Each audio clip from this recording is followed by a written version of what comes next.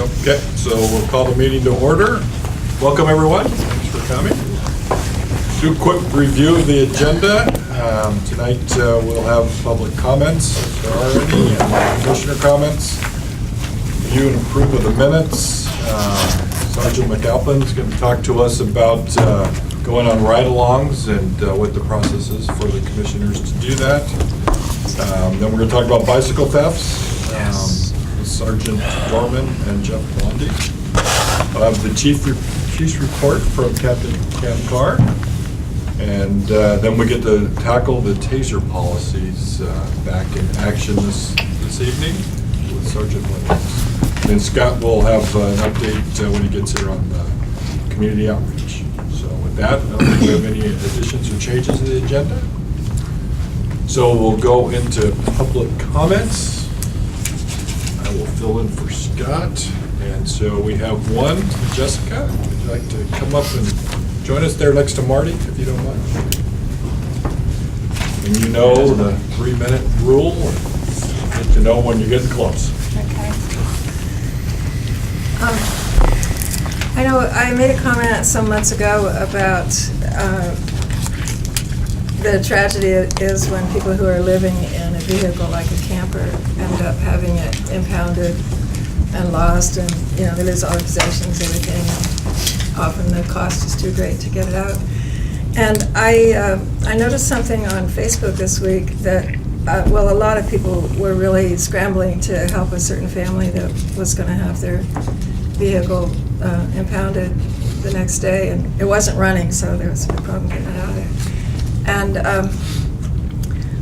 but then Doug Mozan somehow got a hold on the tow or something. I thought that was a very nice thing to hear. That I hope he doesn't get in trouble for it, but it was good that some heart could be shown in a situation where a lot of community people were scrambling to help this person that just needed more time to get a place to tow it to and get it towed and stuff like that. So that was, I think that turned out well.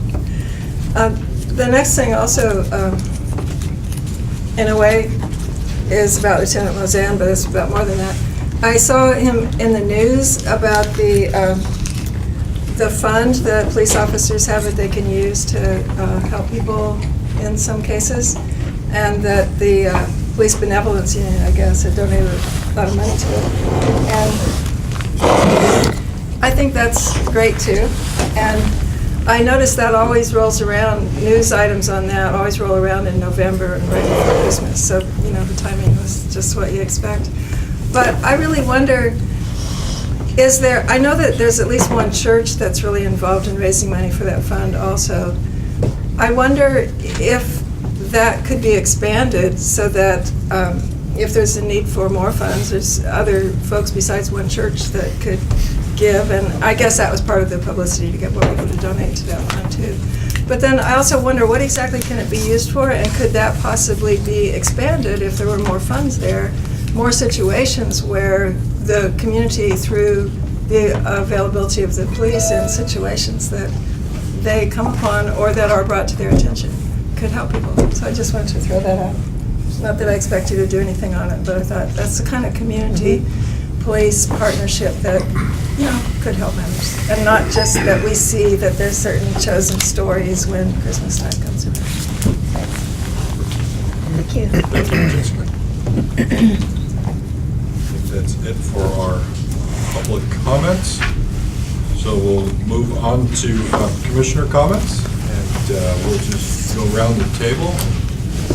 We'll start with Kyle, or is there anything you'd like to open up with, or move right on to Terry? Yeah, I got a couple of comments I can make here. Okay. Looking for the fund. I'm looking for the policy for it. So I can provide just a little bit of information about the Crisis Assistance Program.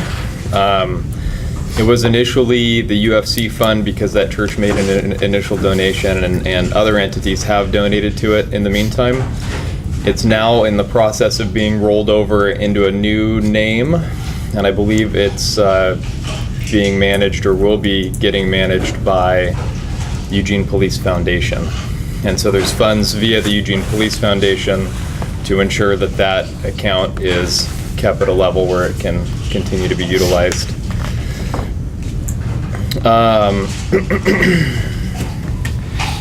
And basically the use of it is pretty broad, with the purpose being to assist people who are in an immediate crisis where fund use would help right now, as long as it's not a problem that's an ongoing personal crisis. So if they're homeless, getting them into a motel for 2 nights isn't going to help their situation long term. But if it's a victim of something and they're unable to return to their home for 24 hours, that's a crisis for a person in that position, and getting them a night. So, but it's pretty open to interpretation, so that we can make sure that the right people are helped. And so that officers and the people there have the ability to filter that and make that decision at the time of. So there isn't a big list of when you can and when you can't. It is pretty broad. Beyond that, you'll notice in your packet that there's a finalized code of conduct, standards, duties, and conduct, which we can all joke about just a little bit for how many years we've been talking about it now. But it's finally stamped, signed, and delivered. There are a number of changes since the police commission approved it, but I sure believe that that the final version is something that everyone here will be supportive of. And then the other one that we recently made some adjustments to and reviewed is the welfare check policy, and that's also in your packet. That was one that the CRB wanted to see, CRB wanted to see reviewed. And part of the explanation when I went to that meeting and kind of spoke to it at the CRB was essentially what I put into the policy, because the policy by itself was, I mean, there's not a whole lot to welfare checks, because it really relies on everything else. So I included some of that language just to sort of help set the tone for what the expectation is. And then, because we talked about it recently, restorative rest, you'll be having that in your packet probably in the next couple of weeks in the weekly mailings. I'm hoping to implement the policy next Friday. Communication Center this week just got the stuff inputted on their end for logging the rest type, and the chief has given me the thumbs up to push with it. So it's actually going to be titled Employee Wellness, and restorative rest will be section 1, with hopefully more sections coming as we move on. So, and then out of my office, we're probably a month away from having our accreditation re-upped, and that review has been going for the last couple of months, and I'm down to 5 files that needed some additional supporting documents. So that's what I've been working on this week, and we should be pretty good to go for our accreditation, our 3-year review. So that's all I got. Thank you. Derek? I just wanted to congratulate you and Scott in absentia about the presentation that you gave to City Council. I thought it was really well organized, and it was well received, and I enjoyed hearing it. And I always learn things when I go to the City Council anyway, and in addition to hearing your presentation, but I appreciate it. Thank you. Good evening. Not much to report. Civilian Review Board meet next Tuesday, so I'll have a report from the board tonight. So, thanks. Congratulations. Thanks. Yeah. I submitted my resignation effective January 1st in light of my new responsibilities, and so I want to give the committee a little time to recruit a replacement. So if you have people who are interested, I'm sure there'll be an announcement going out soon. It's been a real pleasure working with you all. I've enjoyed learning and hopefully contributing. So, and you'll always have a friend in Salem. So give me a call or come up and visit anytime. Thank you. Thanks, Marty. Joel? Oh, no comments from me today. Thank you. Okay. Jennifer? I don't have any comments. Yeah, congratulations to Marty. More official news. I'm really excited to see the bicycle theft on the report, so I'm looking forward to that. The union has a charity fund as well. We just started a 501c3 this year, and so we often will in response to, it's usually patrol officers that go to a call for service where there's a family in need.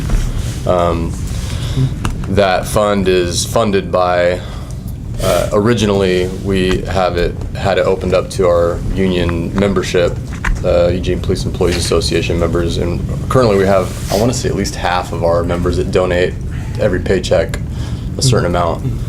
And then we're going to open it up to the department as well, just across the board too. So hopefully we'll get more folks kicking in, and we have a really broad capabilities as well. It's just somebody raising their hand saying, "Hey, this family's down on their luck. Can we help them out in any way?" And we're a text message away. So. Congratulations, Marty. May you be effective.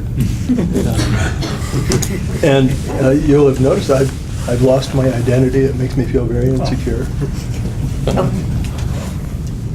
You found my identity? You found it? Front and center. Thank you. You could almost just pick anybody you wanted to be. Yeah, I did think of that. That's all. Thank you. Yep. Congratulations to you on behalf of Chief Skinner. Thank you. Well, congratulations, Marty. Congratulations, Jennifer. I was a little worried that the write-ins were going to catch you early on, and I'm glad to see that you were to pull away with a strong victory at the end of that one. So as Terry said, Scott and I gave a quick update to the City Council last Wednesday, the 30th, I guess, and so that went really well, and so we had no questions or any comments about our work plan. They all seem to appreciate the work we're doing, so that was really good. Just the incidents that happen around the world, as we all heard last night, that there was now a police officer killed. That makes 48 this year in the United States that killed by gunfire alone. There's more that died from other sources, but just from gunfire, that's 48. So that's sad to hear that continues to happen. So he's doing a very brave thing, trying to go in and stop the shooter. So that helps a little bit with the loss. So just remember that there's a lot of people out there putting their lives on the line every day for the safety of residents. So we appreciate everything you guys do. With that, we will move on to the review and approve of the minutes. Anybody have any questions or comments about the minutes?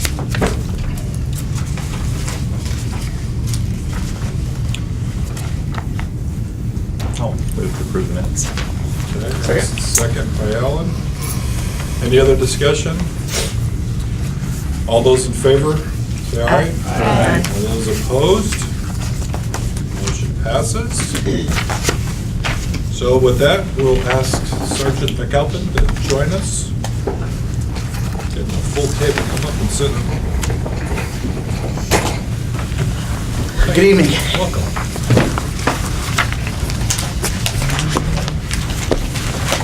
So I guess I asked Sergeant McAlpin to join us because I'd like really to have the commission go out and do ride-alongs at least a couple times a year. Quarterly would be nice. I think it's good to get us out there to experience some of the things that go on patrol out there throughout the year, and kind of helps us maybe a little bit to look at policy. So I asked Sergeant McAlpin to come in and kind of talk about the process. He's kind of going to try to make it a little easier for us to be able to work with Jeremy to get out and go out for a couple hours on different days and times, and try to set us up with officers that will be good for us to ride with. So with that, I will turn that over to you. Thank you. Good evening. My name is Malcolm McAlpine. I'm a sergeant here at EPD. Currently, my position is Patrol Support Sergeant, which actually means I just do staffing. It's super exciting stuff. But that's kind of my role right now, along with a bunch of other administrative tasks that kind of fall between the lines, different places, and they kind of push into my office. But basically, I do a lot of scheduling of police officers, and part of that is I handle the ride-along program. So in order to hopefully streamline the process, Jeremy and I have spoken, and hopefully we've come up with a plan that is really easy for you folks to come on to the commission. So I guess it'll start by, once somebody is appointed or brought in or elected, they will be provided with a ride-along form, which Jeremy will give them. And he will keep that form on file. So whenever one of you wants to do a ride-along, you just let Jeremy know the day and time. Jeremy's going to come to me, he's going to say, this is the day and time that they would like to do a ride-along.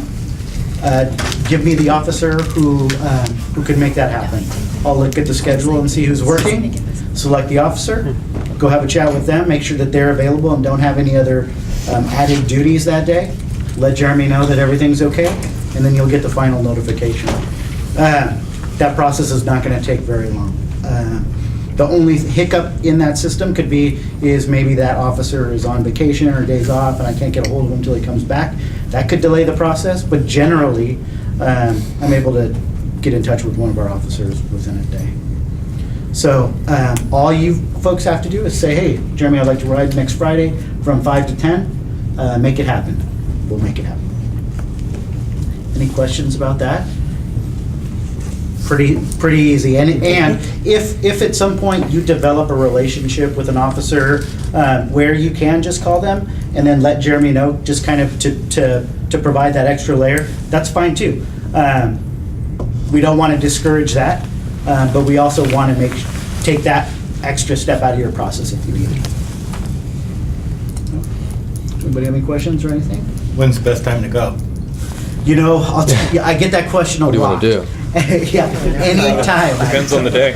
Yeah, So no, Friday, people- 5 to 10. People think that like weekend, Friday nights, 5 to 10, that kind, or 10 to 3, Friday and Saturday nights must be great. You know what, sometimes they're a snoozer, and Monday, between 8 o'clock and 11 o'clock in the morning, it is unbelievably busy with who knows what.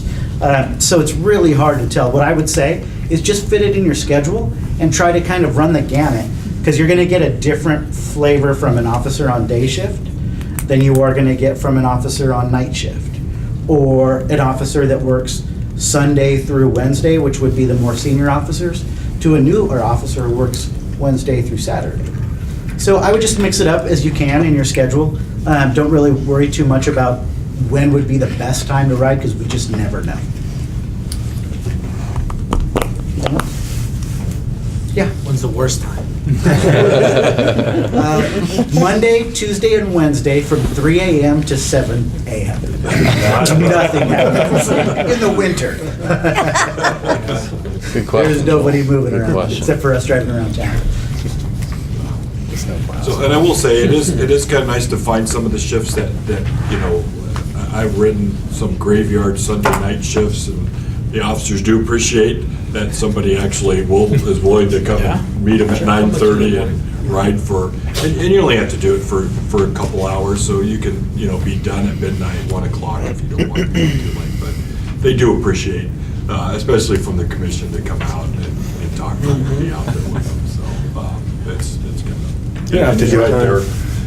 Any night could be. You don't have to do a whole shift, you know, just do a couple hours. You can do, so we schedule our ride-alongs for 5 hours. Absolutely, you can come in for a couple hours, and that's totally appropriate and fine. But it wouldn't go longer than 5 hours unless you were maybe stuck on a call, or, again, kind of had that personal relationship with an officer where you're just, for whatever reason, you're spending the day job shadowing that person. But yeah, an hour or two, whatever you need to fit in your schedule, we're happy to have you. Do just be aware, though, that hard deadlines can be difficult to meet also. So Yeah. I wouldn't schedule anything at the 4-hour mark to have to be back, because you just never know. Yeah, you might get stuck somewhere. And the other thing is the 911 Emergency Center is also a really good ride-along to go on too, and Jeremy can help set that up to get you over there, because that one takes a little bit more coordination, because they have to get you into that secure area back there. But that's actually very fascinating to see Oh, yeah. that whole operation, how it works. So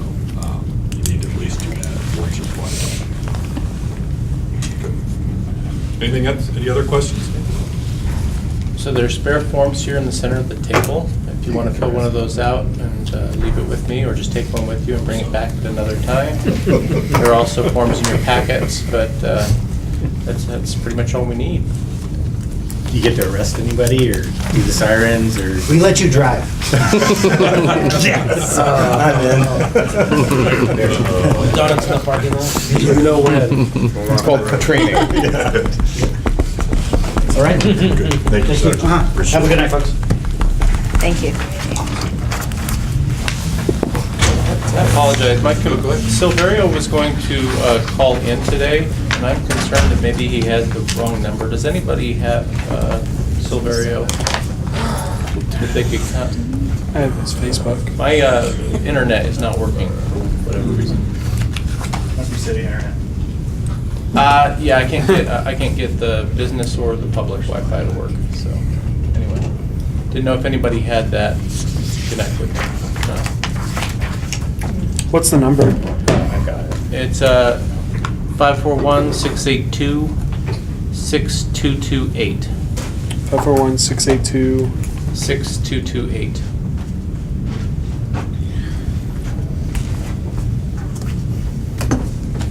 Best laid plans, right? It didn't work out, I guess, so I'm not sure. 541-682-6228. Yeah. Thank you. No, that's okay. That's fine. He says he's trying to. I just texted him. You can do that and still make it work. Okay, so we're going to move on now to combating bicycle theft with Sergeant Dorman and Jeff Bondi. So why don't you guys come up and you can sit up here. I'll just move this stuff over a little bit and make some room for you. We're going to get bigger tables here. I will extend it. We're growing. Hello, Mr. Silverio. Yes, hi. Okay. You made it to the police commission. I apologize for the mistake on my part. That's fine. I didn't know if it was something on my end. It was, I was a few minutes late calling, but I didn't have something to do it again. And my apologies. Perfect. Well, we're just about to start the combating bicycle theft presentation. Wonderful. I will turn that over to you.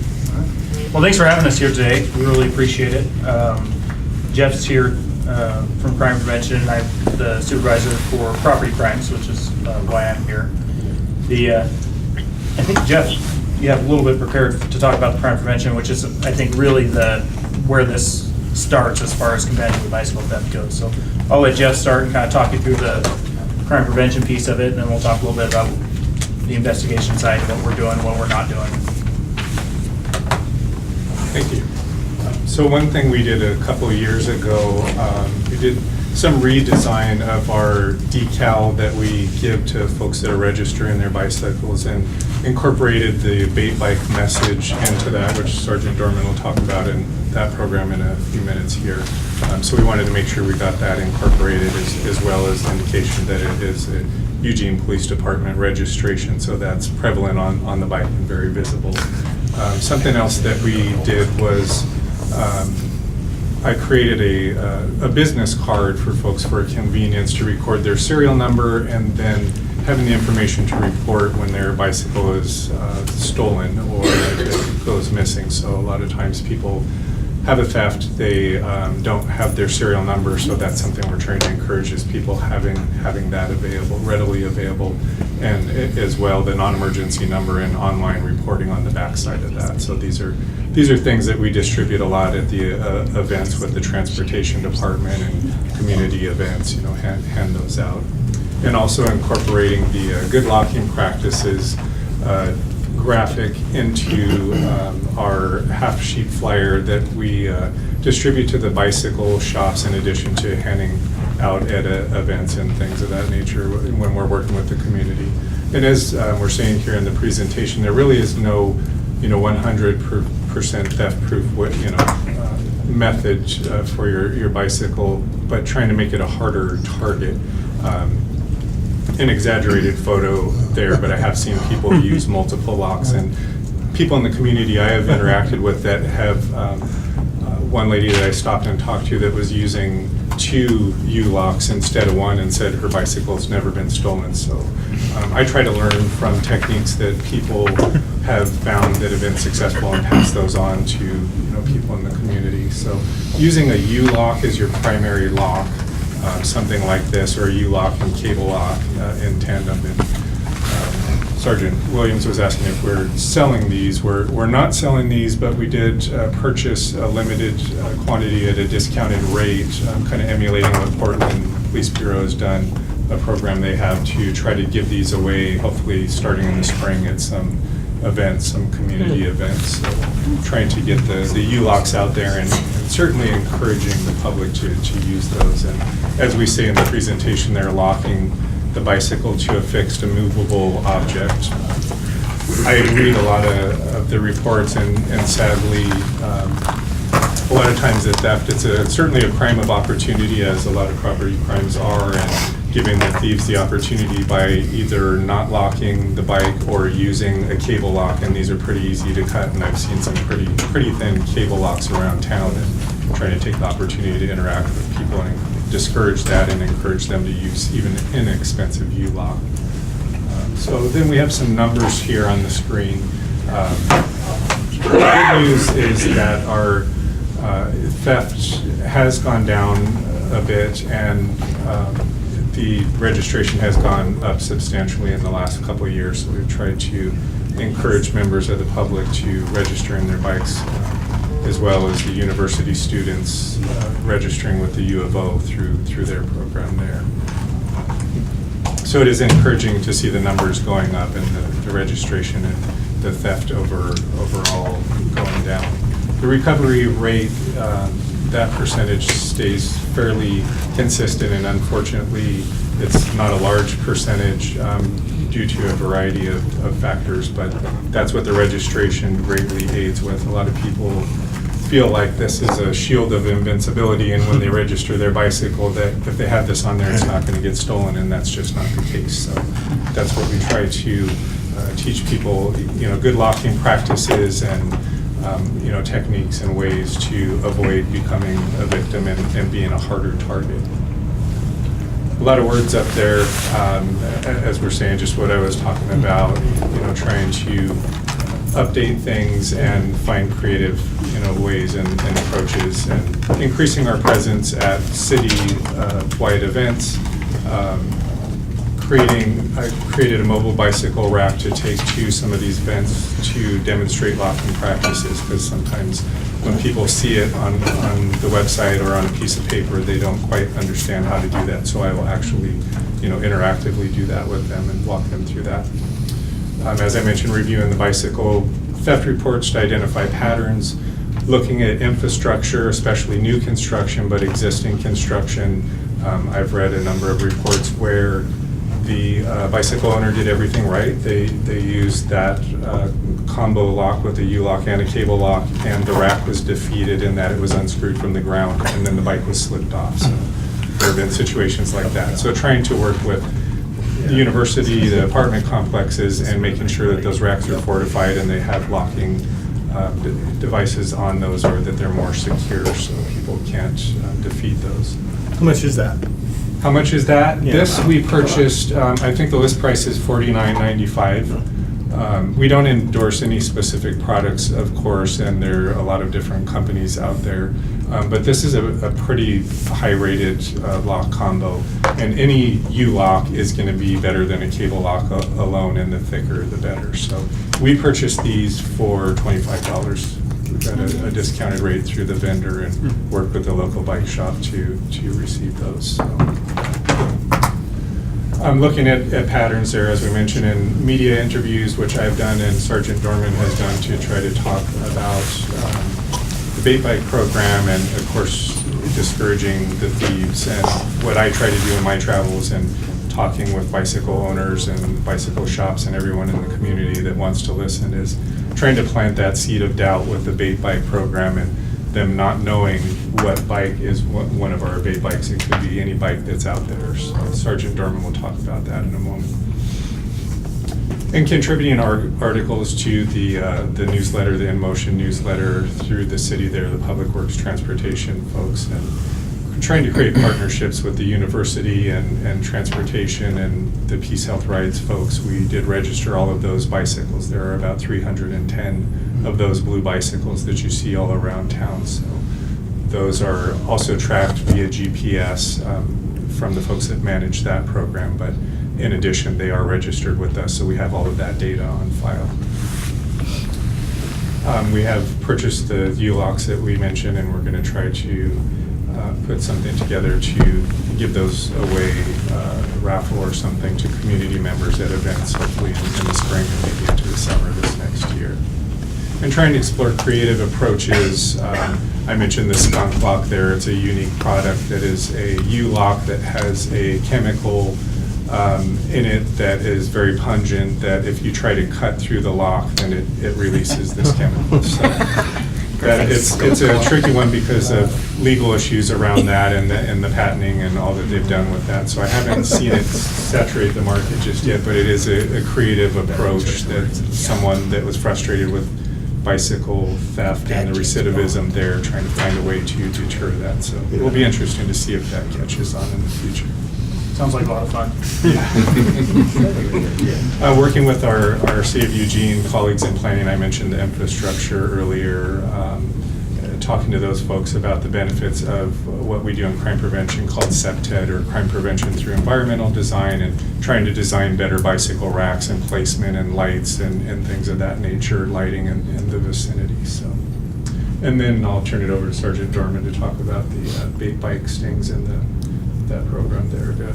Sure, and actually, if I could go back just a little bit, I'm not sure exactly what all you guys are hoping to hear out of this, but I want to talk a little bit about bike theft overall as a crime and what we can do to combat it and what kind of makes it a difficult crime to prove. And one of the things that we find, especially on patrol, is someone will get stopped, they'll run the serial number on a bike, it'll come up as stolen, and then they interview the suspect, and it's, oh yeah, I bought that from Joe Schmo for $150, and looking at the bike, they're like, well, this is a $500 bike, but if you're buying it on the street, it's kind of run down, I could kind of see that.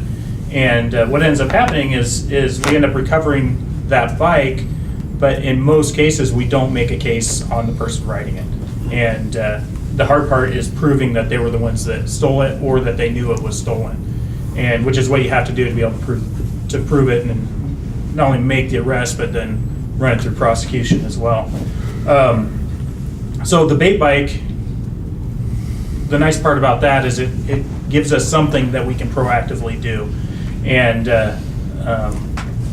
gosh, I started doing bait bike stings maybe 8 years ago or something like that. We had a couple of bikes that we got through procurement, and we do it on patrol, and we'd pick a day, we'd get about 6 of us or so and get someone dressed down in plain clothes and go set it out, and we'd hide all around with binoculars and watch it.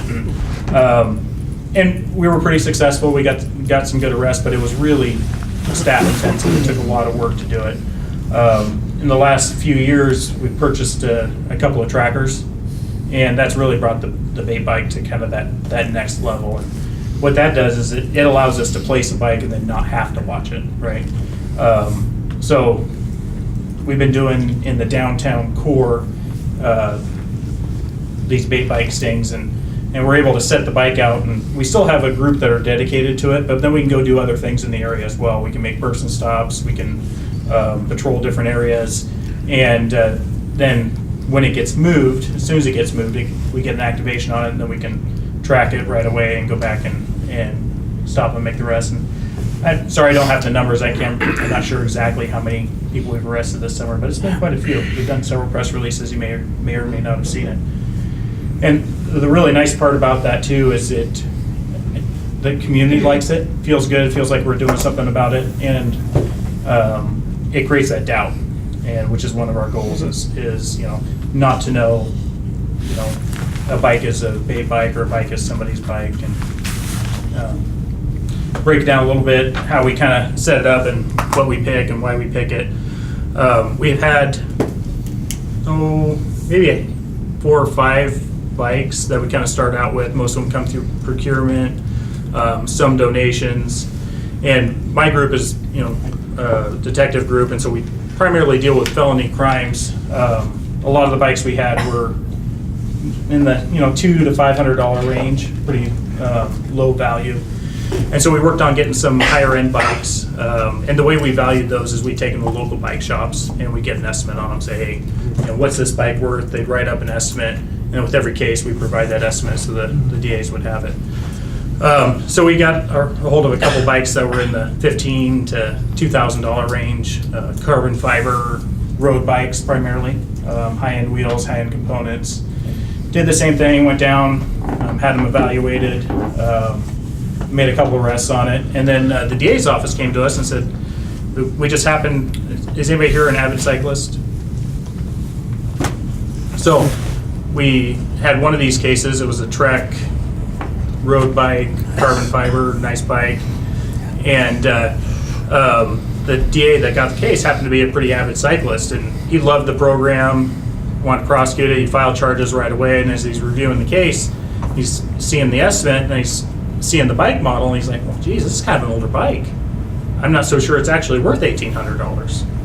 And there's actually some websites where you can look at the value of a bike kind of in its generic form. And he pulled it up, and I can't remember the number. It was, $600, $700, something like that is what they said. And so he's like, well, let's take some pictures, maybe the components, because if you're an avid cyclist, you can spend $1,000 just on a set of wheels pretty easily. We see some of these bikes, and people have $5,000, $6,000 invested in them. So this bike, by the time we were all done, he's like, well, yeah, I think I can argue it's a $1,000 bike. I mean, it's clearly it had some higher end components on it, but it wasn't what he wanted to do, wasn't what we wanted to do. We wanted that to be, it's either over $1,000 a felony or it's not. So we dropped those all down to misdemeanors when we prosecuted them. And then we went to the department and at the DA's request and asked for funding.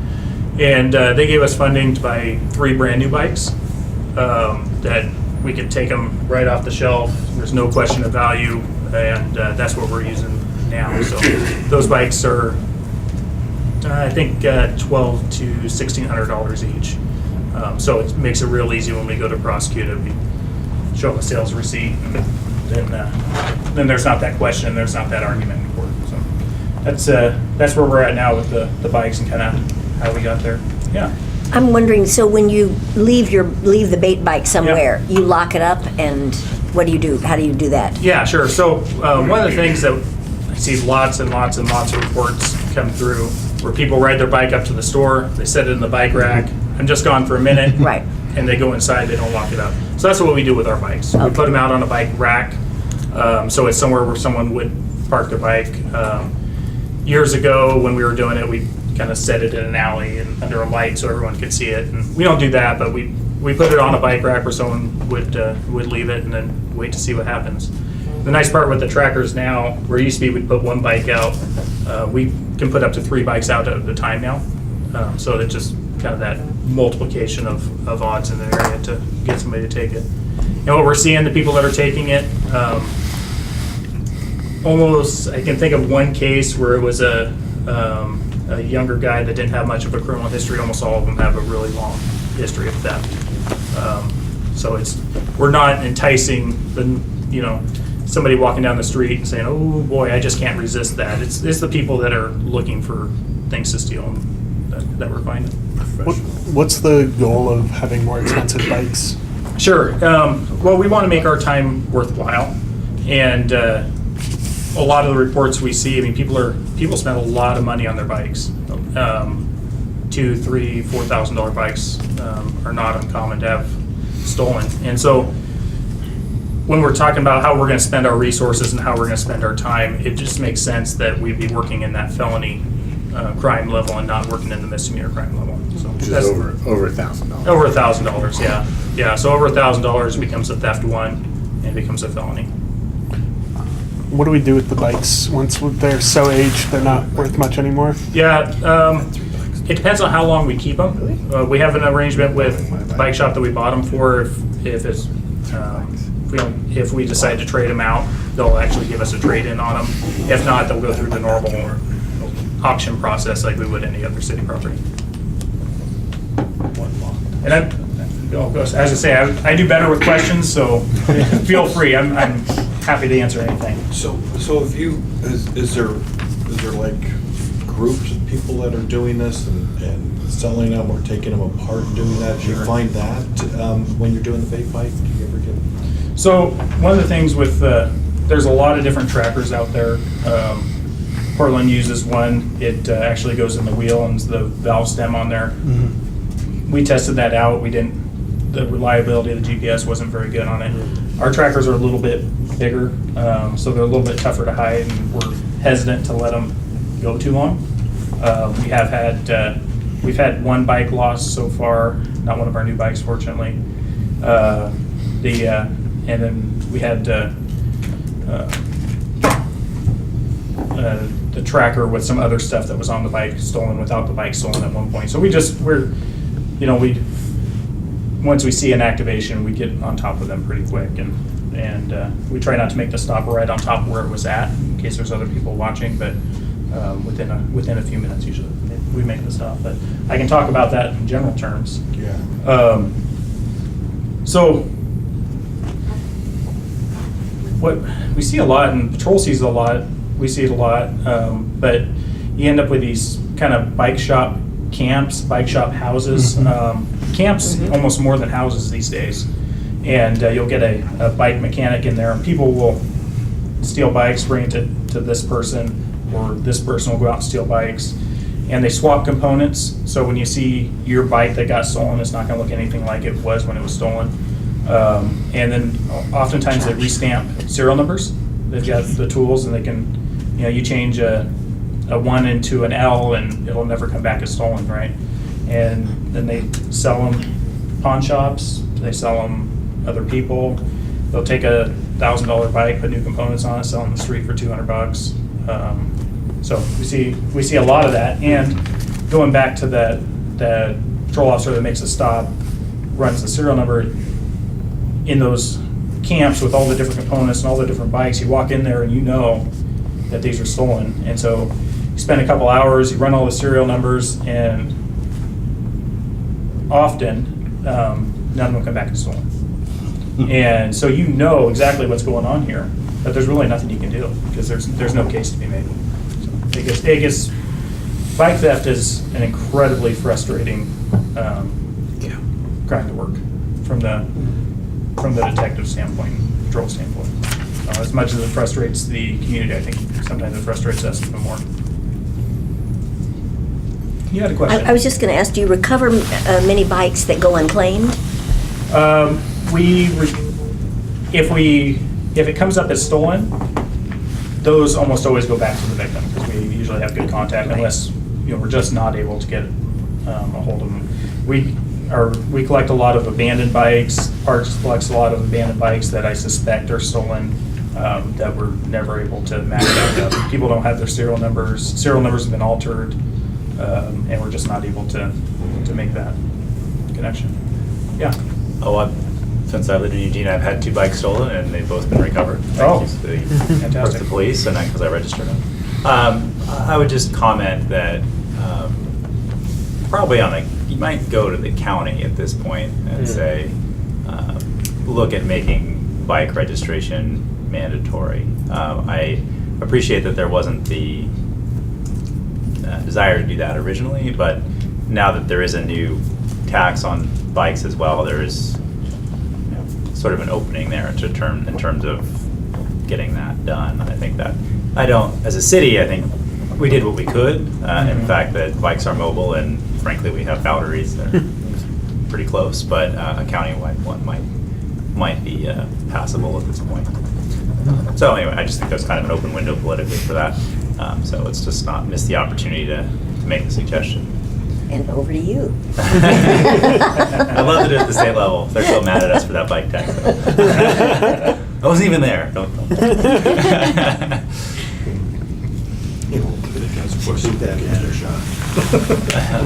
Have you all considered? I mean, I've had 3 bikes stolen since I was little. The first one got recovered, and I was in 6th grade, and very happy I got it back. The second two, I was in college and didn't get them back, but that's neither here nor there.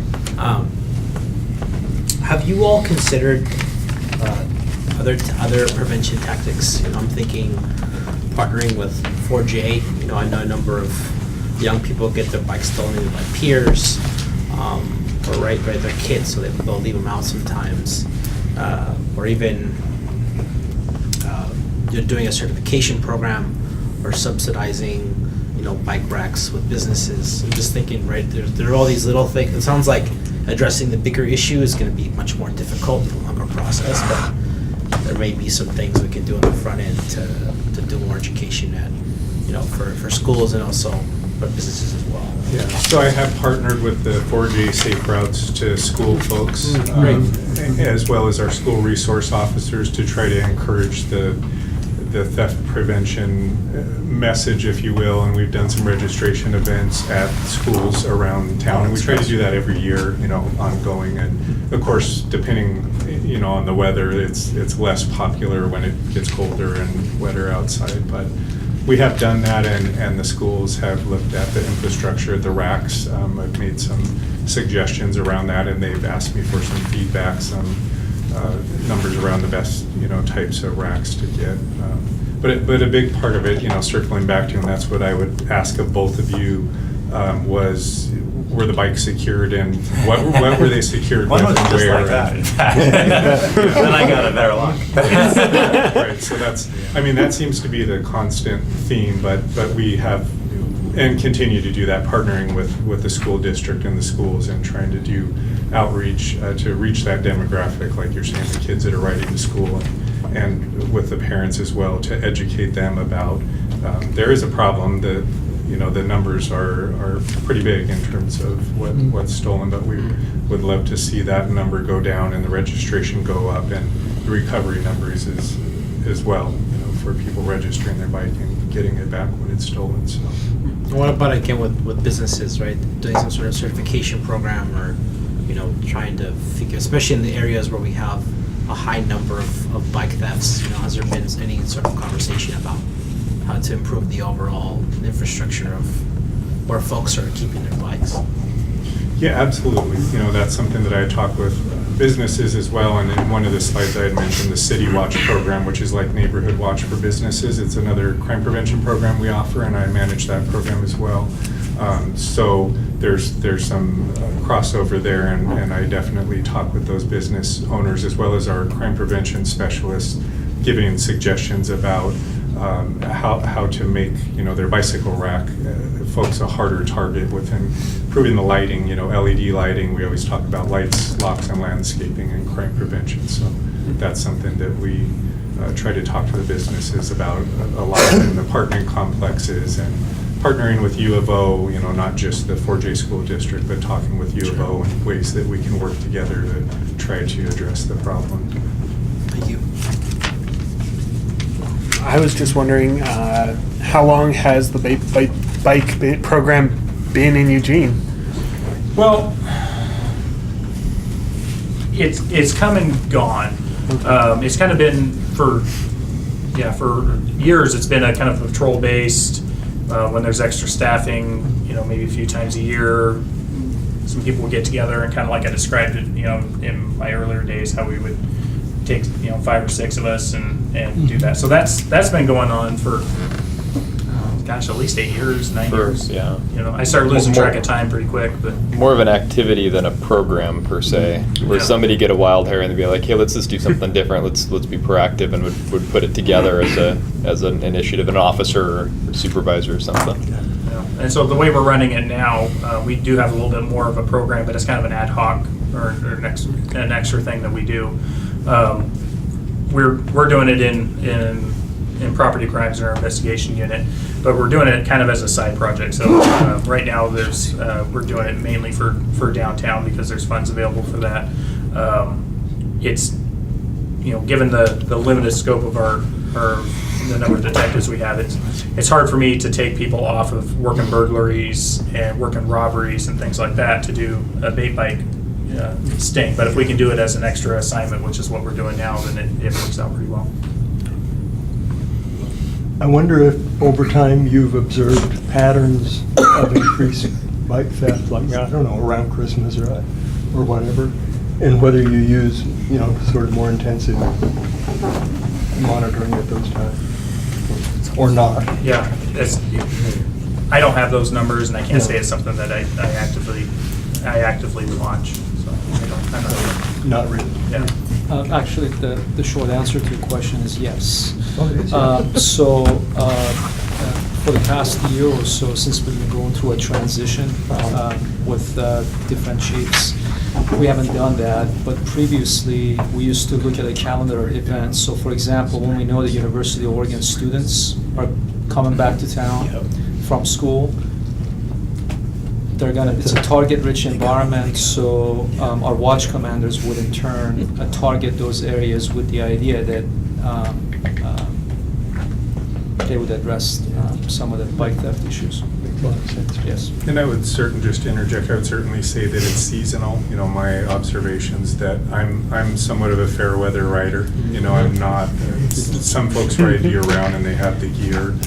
But just, in looking at the numbers or, a couple of year comparison, certainly in the spring when the bicycle season hits, if you will, and the events are happening, it becomes a target-rich environment because, as Captain was saying, more folks are, they're back in school or there are events happening and the bikes are out and accessible to the thieves. And the weather's nicer and people are dusting off their bikes for the season, bringing them out for the spring and summer and into early fall. So there is something to be observed. And I live in my own little world. There's a lot of stuff that happens around me that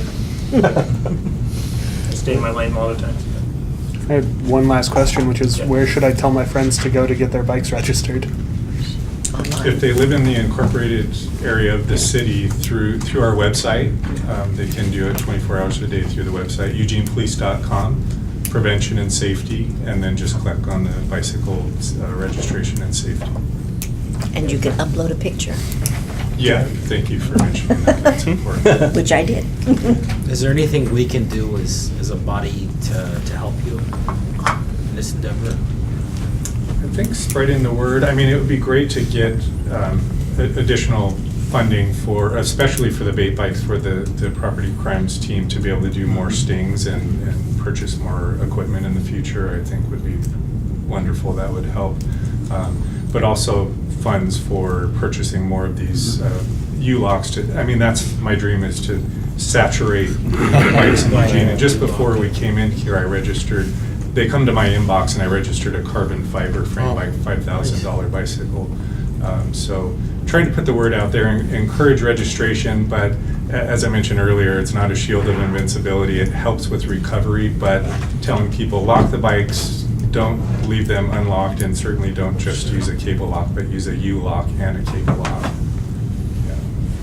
Yeah, I would echo that, that as much as a community we can make these available at low cost, that would be, if we wanted to go a direction, that would be very helpful. Could a community group partner with you guys to get them at a discounted rate if they wanted to do something like that? That's really a vendor question. Since I am partnered with the 4J Safe Routes to School folks, I provided them with the vendor information and contact and how to go about what Portland did, and we emulated that, and we got about 20 of these. So they're looking at doing that as well as the city transportation. So I don't know in mass quantity. Maybe yeah. not. Okay. And if, as Sergeant was mentioning earlier, asking, are we selling them? I think, that if we were going to sell them, I think maybe in any company, a Kryptonite or an Avis, they have a profit margin. They probably would say, well, we're not going to give them to you at that 50% discount of $25. We're going to have to sell them to you at the $50 rates. And we may risk some issues with retail relationships, right? If we undercut it too much, but and maybe there's. You guys think I'll do the out-of-box thinking, but maybe there's something we can do where it's not us doing it, but we're somehow subsidizing them to the vendors to get them out at a lower rate. And I've tried to build relationships I've gone to every bike shop in town and provided them with our material for registration. And a lot of times they will have customers, someone that's buying an expensive bike and they feel like they're being upsold because the bike shop is saying, buy a U-lock, buy this. And they feel like, well, you're adding another $50 or $75 or $100 or, something like that. Sure. And I give them my contact information and say, have them contact me, and I will tell them this is necessary. If you don't do this, if you do this, that's what's going to happen. Your bike's going to be stolen. So. I think when my bike got stolen, it was wearing one of these. Yeah.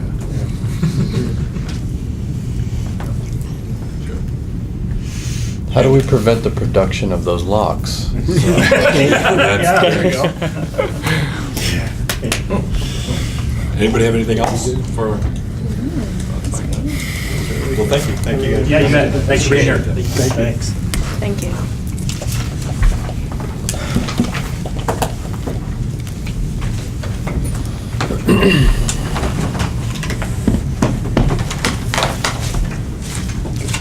Okay, well, we'll move on to our next topic, which is the chief's report. So Captain Camcar, turn it over to you.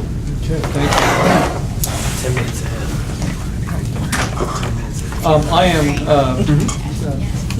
so thankful to you for scheduling or asking for Sergeant McAlpine to come out here and speak tonight about the Ride Along program, because when I look back in my career, as a line level officer, the police commission is just not very well known to our officers.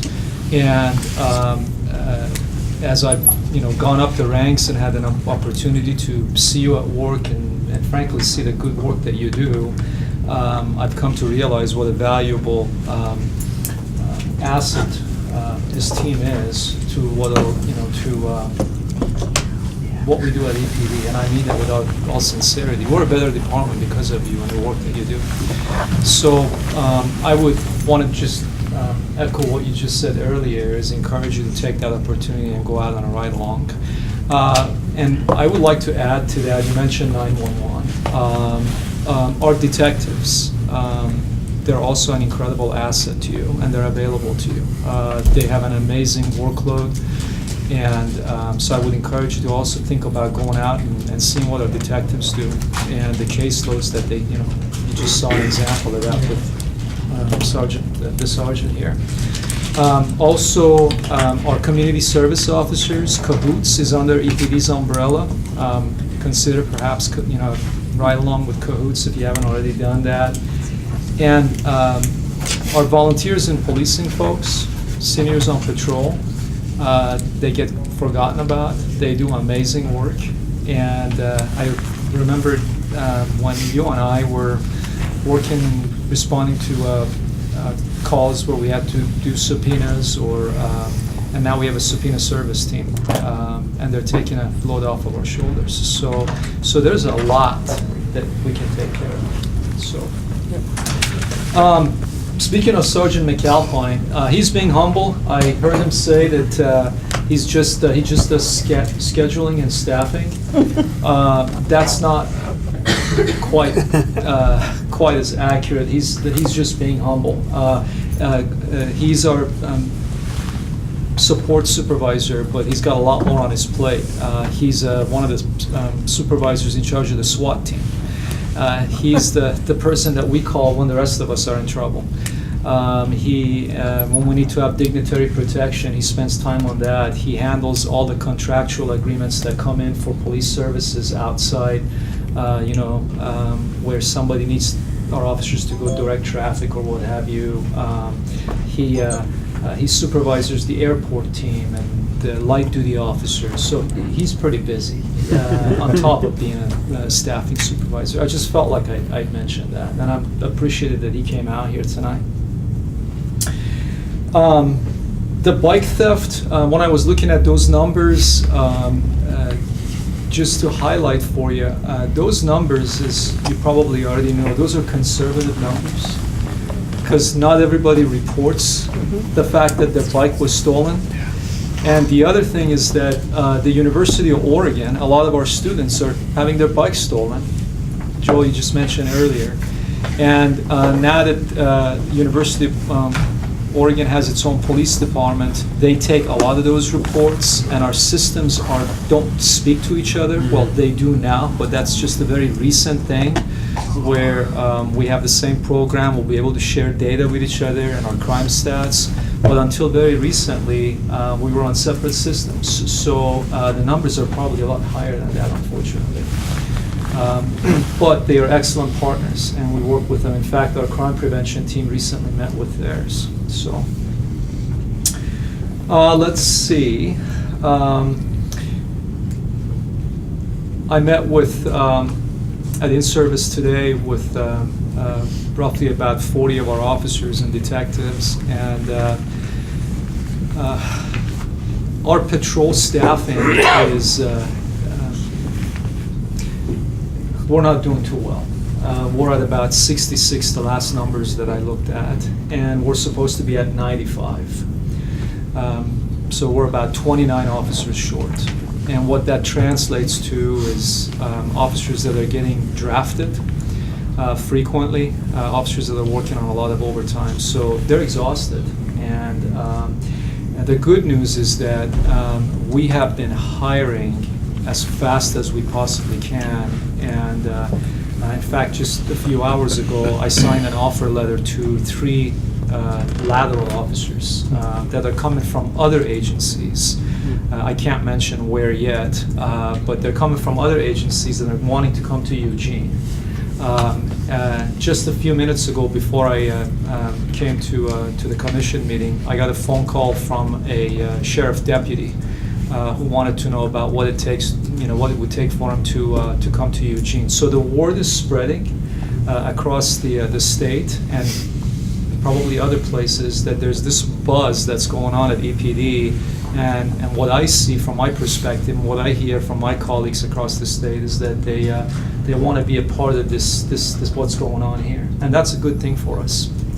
But it's going to take some time for us to catch up. So on November 26th, we've got 3 additional people starting. We had 13 recruits that started out on Monday. So that's 13, and then 3, 6, and then, so the numbers are just going up.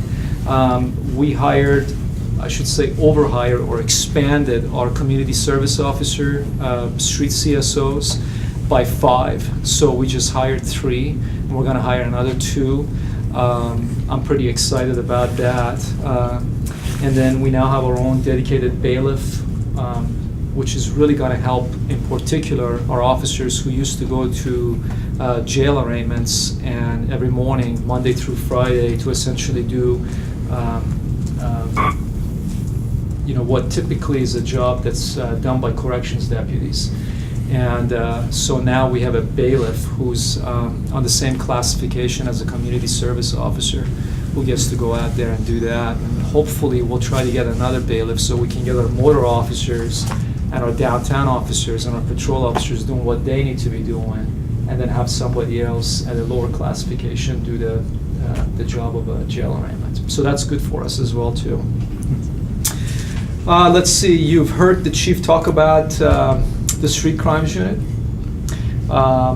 We had a meeting this week, and Captain Klinko and I, who's our patrol operations captain, we're going to put together a proposal for the chief to look at when he comes back. And the idea is that we try to at least go through the selection process and try to get to a point where we identify basically who's going to be supervising the unit, potentially who the officers are, and then by January 1st, making it happen. And which would be a significant pressure reliever for us to have that unit. The police union is also going to be involved in helping us with that process. Let's see. I had a number of people ask me questions today at in-service about what's going to happen with the deputy chief position now that we tried to hire one and it didn't work out. And we have some vacancies. We have a captain vacancy on top of the deputy chief position. I just announced my retirement in January, so I'll be leaving. after 26 years, so there's going to be a vacancy for my position. So, the chief said that he reserves the right to change his mind on this one. He wanted to make sure that everybody knew that. But it looks like where he's headed is that in a perfect world, what we would do is we would have the deputy chief hired first. Then that deputy chief would in turn have a say in who the captains are going to be, because the captains would be reporting to the deputy chief. But more likely than not, that's not going to happen. So the chief is considering the possibility of getting the captains on board first. In other words, my replacement and somebody else. And so we can have some continuity of operation to push forward, and then bring the deputy chief on later on. But our highest priority right now, more than anything else, is the street crimes unit, hiring as many people as we possibly can, and getting ready for January 1st, so we can be prepared for the $8.6 million that, thanks to the council and the budget committee and everybody else who supported us on the public safety initiative, to start working on that project. So.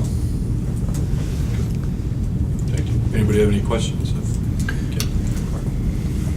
Alan, then we'll go Will. It's going to be, how's the street crimes unit? It's 10 cops. How's that going to be configured? What kind of cops?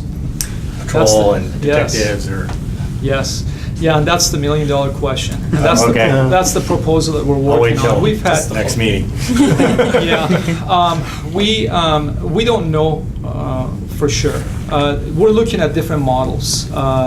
From looking at the industry standard, we're looking at what other agencies are doing, and we have.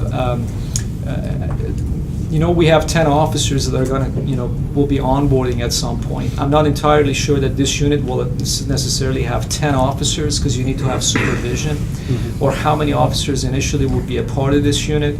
So one thing we may do is have a phased approach, where we may start smaller and then try to build that up, especially in light of how low our numbers are. And our detectives, I mentioned, I can't overemphasize how badly they need help upstairs.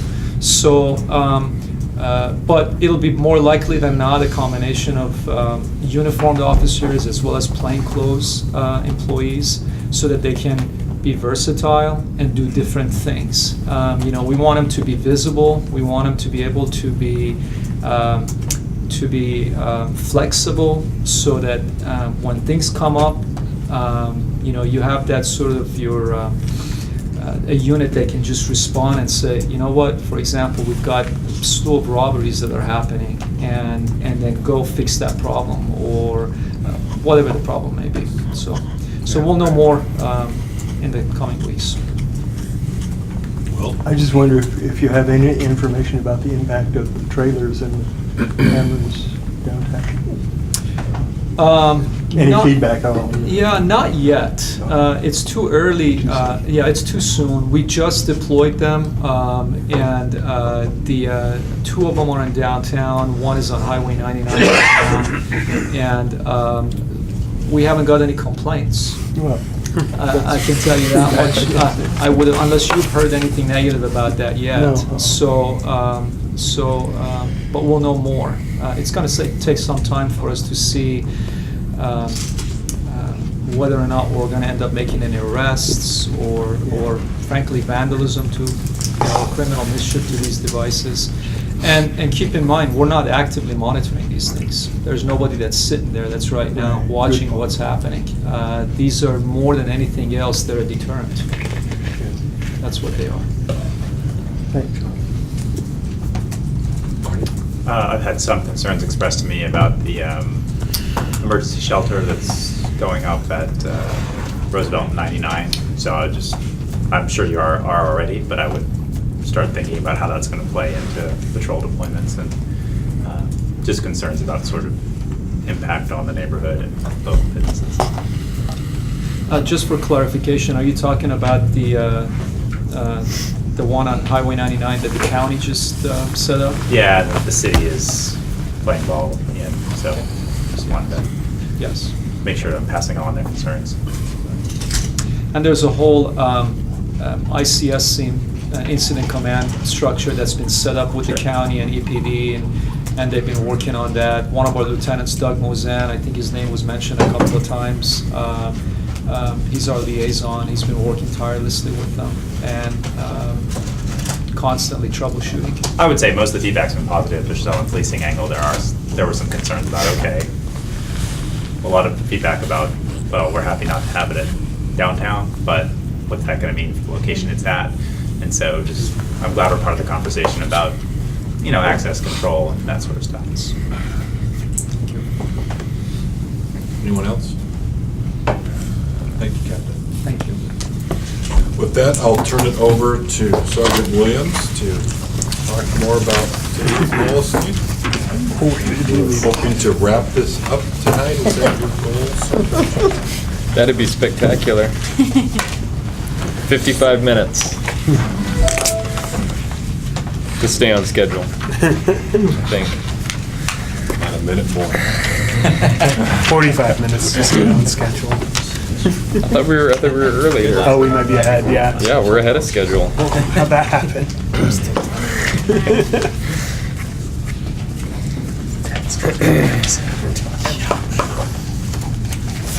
So, 2 months ago, it's amazing how time flies.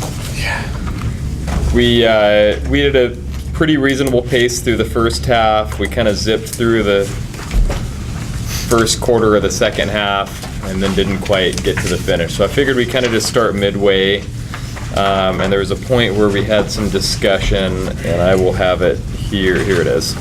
809.4.3, multiple discharges. So I figured we'd kick it off there. That backs up earlier than where we ended last time, but it'll allow us to kind of rehash some of that. There really weren't any in that first page and a half. I didn't have any recommendations of any kind of substance. There were a couple of minor word tweaks that I incorporated leading up to that. So now that we've had another go around to look at it, does anybody have any thoughts or comments up to 809.4.3? And if not, then we'll kick off there. All right. Wait.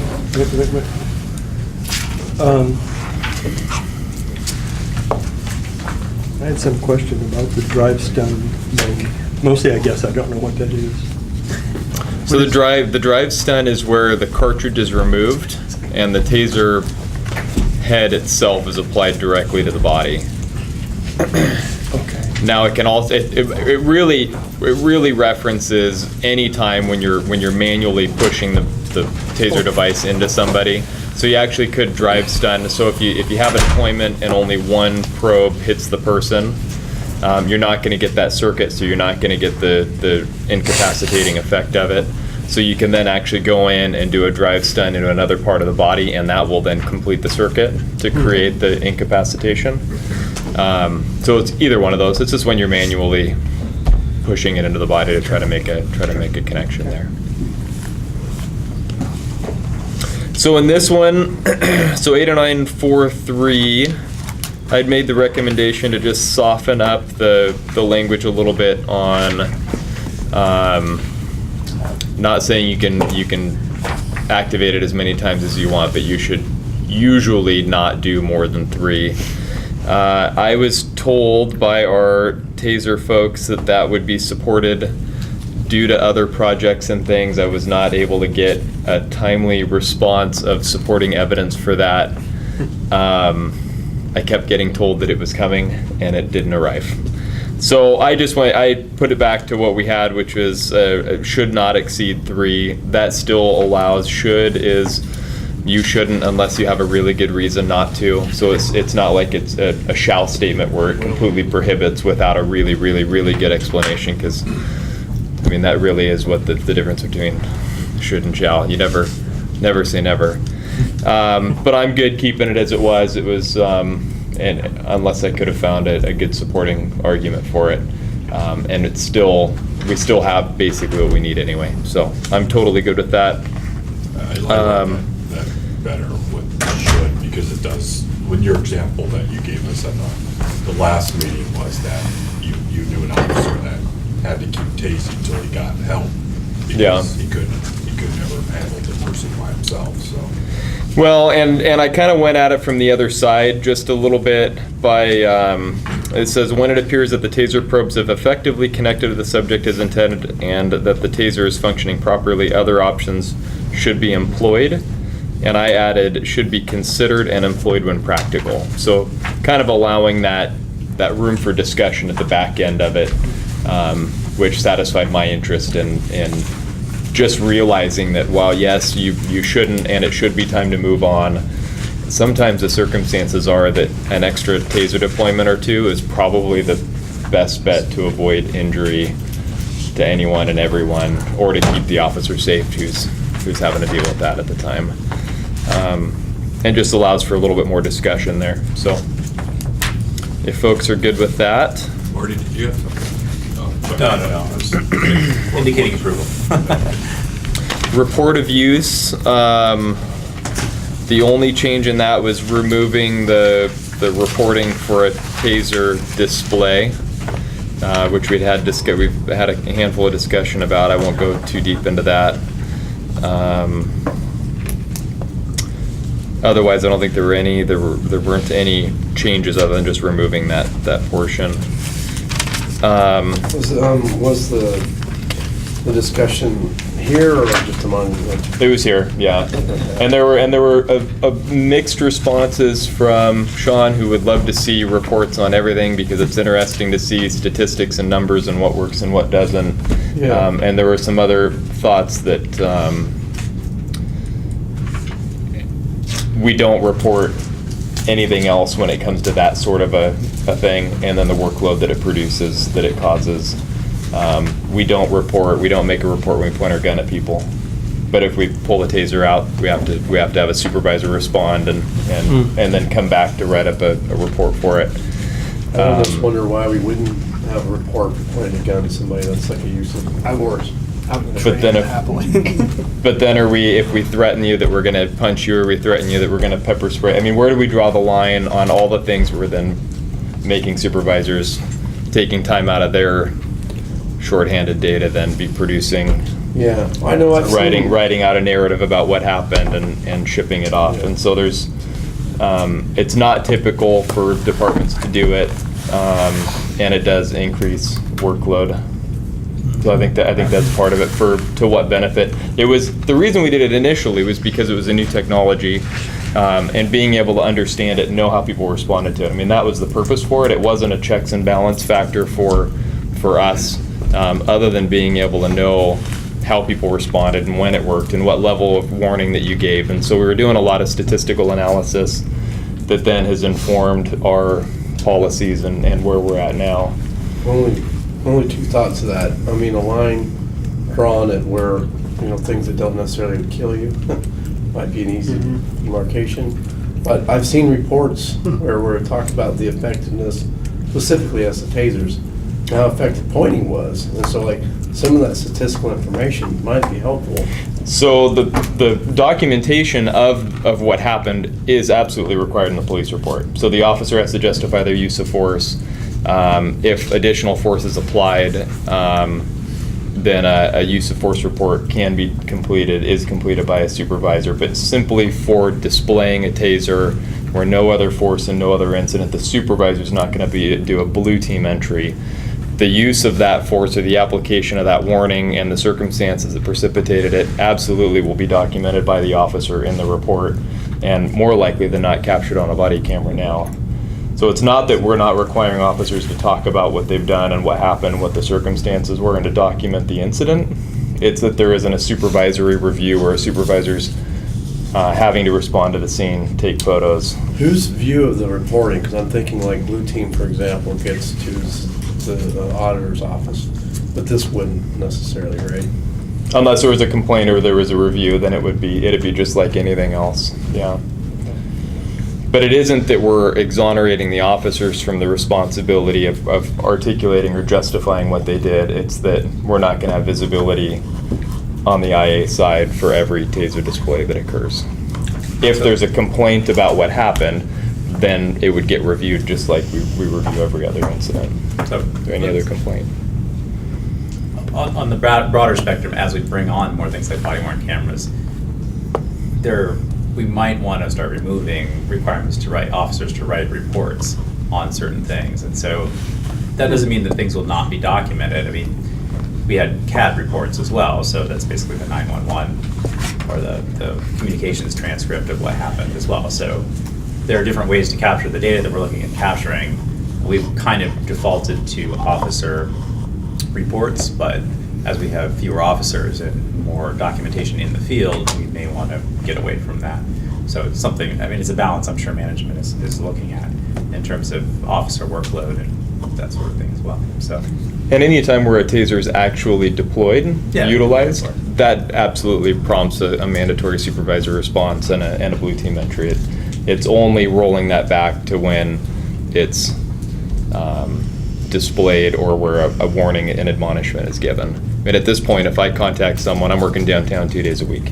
So if I go down there and I tell somebody, I pull my taser out and say, hey, if you don't do what I'm telling you, I'm gonna taser you. Then I have to call the lieutenant to come down to take a statement from him and me to go back to HQ to then write up a report for that admonishment. And so that's a fairly cumbersome task for a pretty low level engagement with an individual.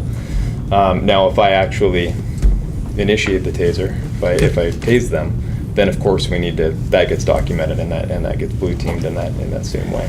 If the auditor's office wanted to sample and dig that information out of the reports, is there a mechanism for them? For how many times we displayed a taser to some people, that's going to be difficult. That data will be difficult to pull out. So that is the one piece of data that we will lose. How many times we tell somebody we might taser them, yeah. Given the extra workload it creates, given the body-worn cameras, I'm a little bit more comfortable now with making the changes you suggest. However, we talked about drawing the line, and it's outside of the scope of this discussion, but I'd very much like to see this moved to the guns part. So I'll respond to that. We don't use our guns very often. Exactly. And if I draw my firearm and shoot a round out of it, we have IDFIT. It's Eugene, Springfield, Cottage Grove, Springfield, RSEC, Lane County Sheriff's Office, and OSP. I mean, the task force is in charge of that, and Eugene is essentially removed from it. We're secondary to them. Well, without firing is the part. Right, I see what you're saying, but that's in response to like the potential for using lethal force, where tasers, we use those all the time, and it's a fairly low level to hopefully not have to get into a fight or whatever. Whereas the firearm you're talking about a response to some higher level. I heard you say I would gladly trade. Yeah. I don't think the citizens want a trade for tasers for firearms by any means. No, just the reporting aspect. Okay. Having a blue team entry for when we're pointing a firearm at someone. Yeah. So the other thing is, I think it creates the wrong incentive if it creates more workload for something that's less deadly. Yeah. So I am curious, other than being an interesting fact, what does it provide us? Because I think it would be interesting to know how many times we, as EPD officers, do have our guns out of our holsters. But I think the support of that evidence, we can, in training the officers, go to them and say, hey, like, half the time you don't even need to fire. It's just as effective not firing. It's probably more like 99.999. I can't tell you how many times I've had my gun out of the holster. Yeah, so like, if we focus on the actual use of force over the times we didn't have to use force, that was my concern before. Yeah. So statistical to know how often we are displaying it but not actually using it. So for the statistical interest. Well, I think also, like, from a community. Steve, I get like 3 people. We're rolling into discussion mode. Anyway, So there's 10 extra minutes. I have Marty, Jennifer, Yeah. then you, Steve. I'd just say briefly, what I'm hearing is, when we get back to this policy, is a desire to capture that data. I haven't heard anybody say that they think we should preserve the requirement necessarily that a supervisor write a report, but just there's an interest by the commission in preserving that data somehow, and, you know, sort of agnostic about how it is preserved for future review. 100%. Jennifer? Yeah, I think that this change for the tasers is warranted. It sounds like it makes a lot of sense. I think that it is another discussion, and maybe we can get it on the agenda if there's enough people that are interested. But I think pulling your gun on someone is very different from a phaser. I mean, from a phaser, or a taser. I watch too much TV. Because the message you're sending and how the person on the other end feels is very different. And I think that's something that, you know, different citizen groups would be very interested to see. I think we don't have anything to worry about, but I think providing that information would be important and might be worth the extra reports, especially if there aren't a ton of them. That you know, it's going to be super time intensive. I think it'd be worth at least looking at. And it would be interesting to see, because I think it would be more than we realize. Well, maybe we can put it on We deal a with possible future agenda. Yeah, but there might be some creative ways of looking at that with a checkbox in a report or something where you could just drag the number without having to require a supervisor responsible. That would be a simple way. That you could then just get a list of case numbers where that checkbox is checked, and perhaps statistical. So It's a lot. Steve and then Will. So, you know, the element that I'm wrestling with is we've had some pretty high profile taser cases in the community. So, like, how these are used and how effective without actually deploying is the piece that could be important to the community in terms of the efficacy of tasers. So if there was a way, and you can get to cases like maybe like San Francisco, for example, you know, it's well known about the lethality of tasers. It's become an issue. But if you can show, like, demonstrate to the public that, hey, these things are effective tools, and we're not even deploying them, it kind of keeps a legitimacy.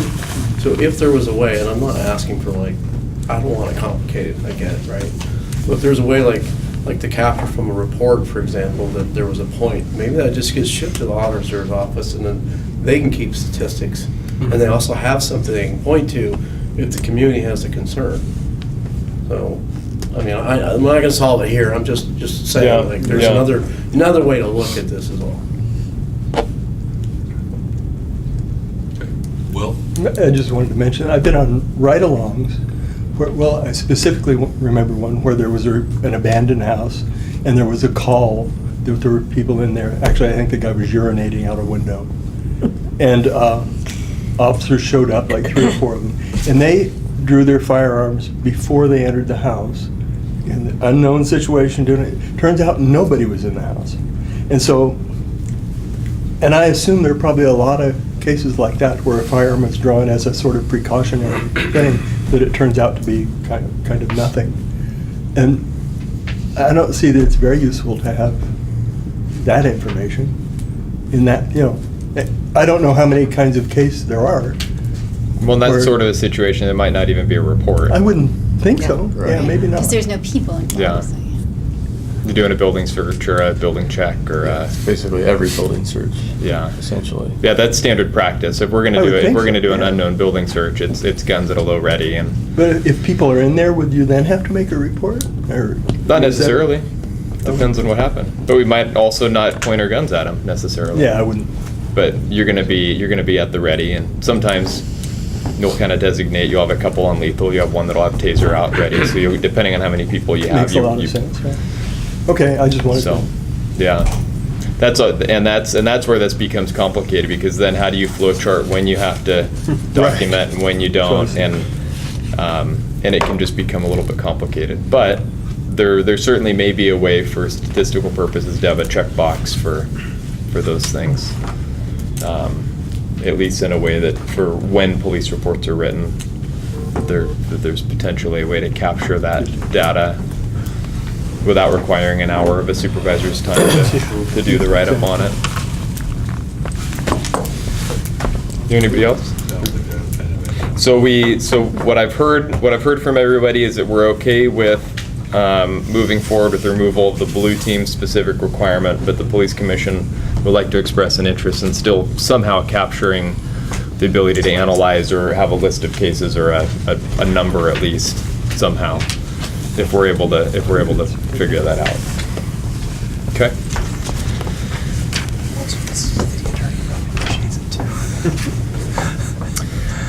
Supervisor response, I just kind of smoothed out some language there. A sworn supervisor should respond to all incident scenes where a taser is discharged against a person. It previously said whenever feasible, a sworn supervisor will, which seems like too many words to say the same thing. So I tried to say the same thing in just a simpler, smoother way. Obviously, we want a supervisor to go anytime a taser is discharged. Honestly, sometimes on a rare occasion, there just isn't a supervisor available. It's rare, but we need to be reasonable with that. Aftercare. What kind of circumstance would there be where there wouldn't be a supervisor available? I was working a night where... Very, very busy. Yeah, I was coordinating a manhunt in North River Road for a subject who'd fled. My secondary sergeant, in his attempts to perform a pit maneuver, wrecked his car into a tree and was dealing with that and dealing with taking care of himself. And we had a massive crash on the 99 connector that a senior officer went to handle, who also happens to be a part of our major collisions team, and he coordinated that scene. So we just ran out of supervisors. If we'd had a tasering in another part of the city, it would have been a scramble to find one of me or the other sergeant. Our minimum sergeant staffing levels are pretty low. So at graveyard hours, it's not uncommon between 2 in the morning and 7 in the morning to have one supervisor on shift. And if they're on a major incident somewhere and something else happens, they may just not be able to break free. So it's uncommon, but if you only have one or two supervisors on, it doesn't take long to tie them up, especially if one wraps his car around a tree. Never You gotta throw your brother-in-law under the bus. Right. I remember that night. He had kind of a string of crashes, and as I pulled back around, and this is a guy that's just a magnet for stuff. I mean, he has an ability to be involved in just about everything as it's happening. And I had two questions, like, first, are you okay? And second, how many cars is this? Like, you're killing us here. He's now a lieutenant. Get him out of a car. Yeah, a lot harder to crash a desk. All right. Quit distracting me. We gotta get this thing done. From there, we don't make any changes until aftercare. And we talked about that at the last police commission meeting.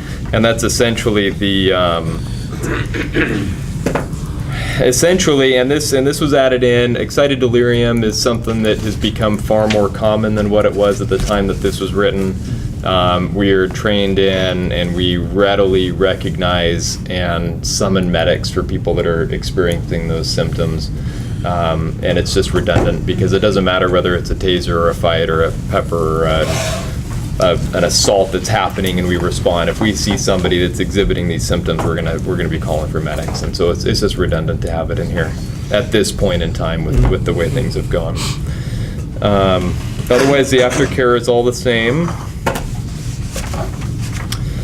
Under 809.7, review of taser use, it says a copy of a report involving taser use will be routed electronically, blah, blah, blah. And then professional standards lieutenant in his or her capacity as the department's use of force expert. As people move within the department, the person that's in that position isn't always immediately going to have that designation, and so that report definitely needs to go to the professional standards lieutenant, but they may or may not be a use of force expert at the time that they are appointed and that report gets routed to them. So it just seemed cleaner to not be putting that, connecting those two things, while it still needs to go to that position for obvious reasons.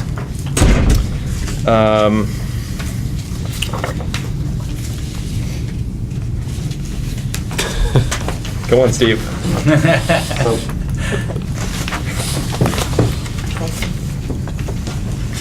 Let me just make sure. Oh.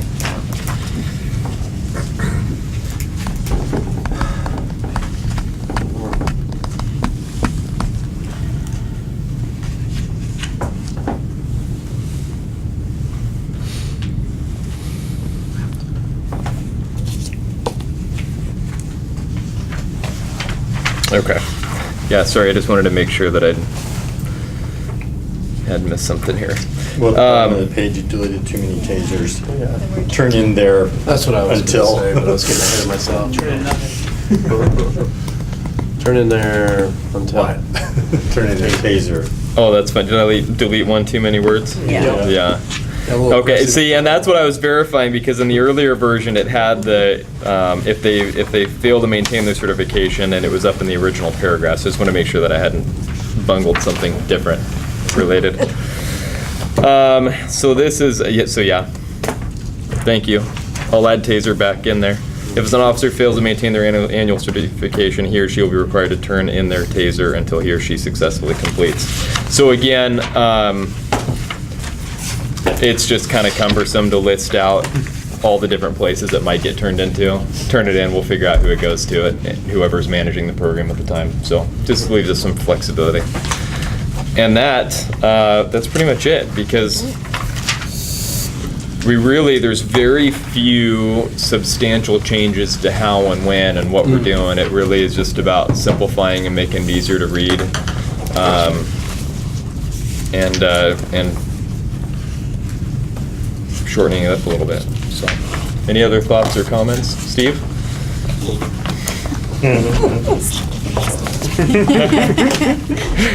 And that's all I have, I guess. Joel, comment? Yeah, I'd also like to echo the sentiments of other colleagues about reporting how many times it's actually pointed at somebody. I think it should be something we discuss in the future. You talk about how many times people pointed taser at them? Yeah. But besides that, great edit. Yeah. Thank you. Let's make it short and sweet. He does, yeah. That's what I'm going, my It's his forte. number 2 goal here is simplification in all things policy related. Thank you. Thank you. Anybody else have any other comments about the policy? If there's no other comments, I would entertain a motion to accept the policy as it's been changed and modified. Also move. A second. Scott is our second. Okay.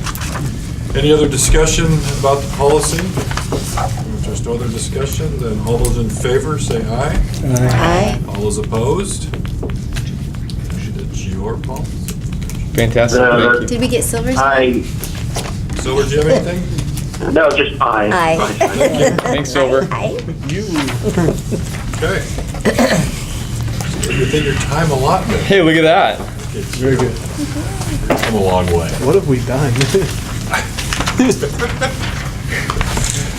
With that, we will turn it over to Scott for our community outreach update. So I apologize for missing last month. I know Terry made one of the association meetings and saw in the video that you reported that out, so thank you. Did anybody else make any associations? I went to the Bethel Citizens, ABC. There you go. They were grateful. I knew most of them already, it turns out. So they saw my post on Facebook and already knew about the commission and what's going on here. Anyone else? Good.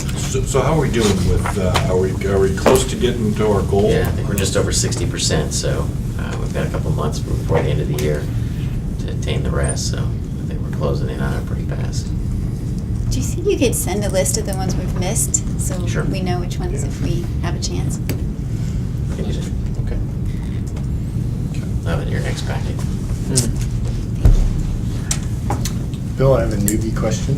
Sure. So the recently implemented policies, this is just FYI? Yes. And just for us to, Yes. if we have any comments or questions, you can bring them up. Yes. Now or at the next meeting. Yeah, so we've started, and Sergeant Williams can give you some more detail, but we don't review necessarily every policy that Sergeant Williams updates, but he will share those updates with us, so if there is some concern that we want to look at the policy, even after the fact, at least we can do that and give him our comments, and so that's what he's doing. Anything else you want to add to that? So, Well, I was just going to say too that since we are ahead of schedule, if folks had thoughts or comments that they wanted to make, that I could field some of those or make some explanations, or I could make some notes for whenever they get reviewed again in 5 years.